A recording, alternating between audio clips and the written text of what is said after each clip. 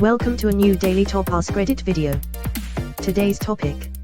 What's the dumbest myth people today believe? That Einstein failed his grade school math class. It was the subject of a Ripley's Believe It or Not column in 1935, and Einstein himself refuted the article. In primary school he had been at the top of class, and by 15 he had mastered differential and integral calculus. If I recall correctly, it had to do with him moving between schools, and one graded students from 1 to 6. And the other graded in the reverse, from 6 to 1. So someone at some point mixed something up and thought Einstein failed class, even though in reality he had a perfect grade. That's the difference when you move from Germany, 1 equals best, 6 equals fail, to Switzerland, 1 equals fail, 6 equals best. A German 1 is a Swiss 6 in school. When I had cancer a few years back and was doing chemotherapy, I had people who constantly questioned that I actually had cancer, due to the fact that my hair didn't fall out until I was actually in remission. Had been off chemo for about 2 to 3 weeks when my hair started gradually thinning and falling out. It's a complete myth that every single person's hair will have the same reaction to chemo. Some people lose hair right away, some don't. Everybody is different. There were people who accused my wife of lying about her lymphoma because she didn't look sick. You don't look sick. You don't look like an idiot, yet here you are, opening your mouth and proving me wrong. Quote, my late mother-in-law didn't look sick.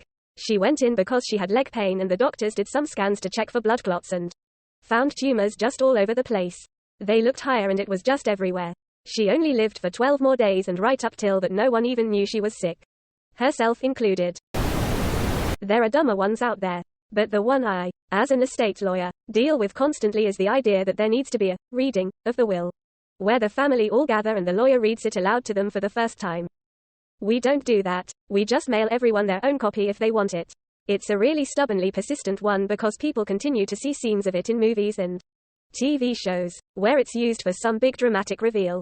I've even had irate beneficiaries insist that the administration of the estate can't be official until there's a reading. Way back, like 150 years ago or so. I believe we used to do something like that at times because you couldn't exactly presume literacy on the part of the beneficiaries. But now we feel it's a pretty safe bet that you can either read it or find someone who can. They'd also do it because everyone was already together and it was easier than trying to communicate by horse-drawn mail. Horses are notoriously terrible at drawing. So that was really a bad way of handling it. Edit. Some people seem to think that I'm being a little disparaging toward horses with my comment. That was not my intention. I think horses are incredibly useful animals. While their time in the mailroom was short-lived and unsuccessful, it was great to see that after their transition to the arts and crafts room, they found somewhere they could really stick. Disappointed there won't be a dramatic videotaped reading where Gramps confirms most of his estate will be left to his cat and his ungrateful heirs won't receive a penny. Fish only have a 5-second memory. My fish are fed automatically on a timer, and they know dinner time better than my goddamn cat.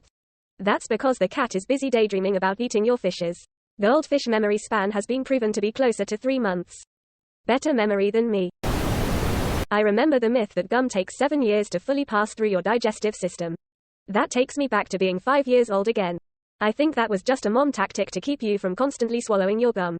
My 6-year-old daughter accidentally swallowed some gum a couple months ago. She excitedly told me when she saw it come out into the toilet later. She knows the truth. Edit.